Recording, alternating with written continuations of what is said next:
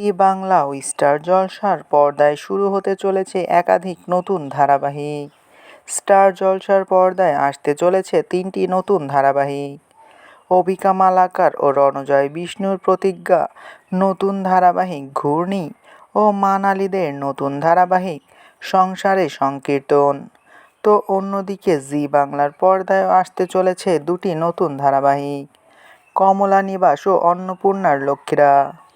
মধ্যবিত্ত পরিবারের স্বপ্ন পূরণের গল্প নিয়েই আসছে কমলা নিবাস। কমলা যে চায় তার মেয়েদের বিয়ে দিতে, তো অন্যদিকে তার স্বামী শ্রীনিবাস চায় তার স্ত্রী কমলার জন্য একটি বাড়ি তৈরি করতে। আর এই স্বপ্ন পূরণের পথেই যত ঝড় ঝঞ্ঝাট আসবে তার ওপর নির্ভর করে এগোবে এই গল্প। কমলা নিবাস ধারাবাহিকে প্রধান ভূমিকায় অভিনয় করবেন দেবশঙ্কর হালদার ও সোহিনী সেনগুপ্ত।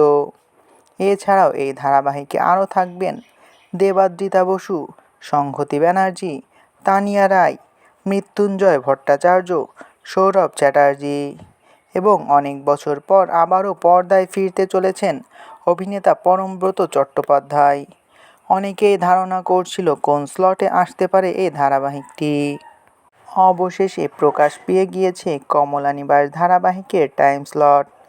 13ই এপ্রিল থেকে সন্ধ্যা 6:30টার স্লটে আসতে চলেছে এই ধারাবাহিক, যেখানে এতদিন সম্প্রচারিত হচ্ছিল চিরদিন তুমি যে আমার ধারাবাহিকটি।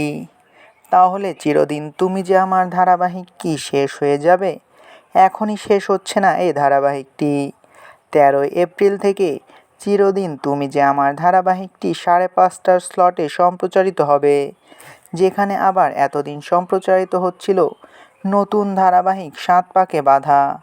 7 পাকে বাঁধা ধারাবাহিকটি 13ই এপ্রিল থেকে সন্ধ্যা 6টার স্লটে সম্প্রচারিত হবে এবং শেষ হয়ে যাবে ব্লুজ প্রোডাকশন হাউসের ধারাবাহিক বেশ করেছি প্রেম করেছি।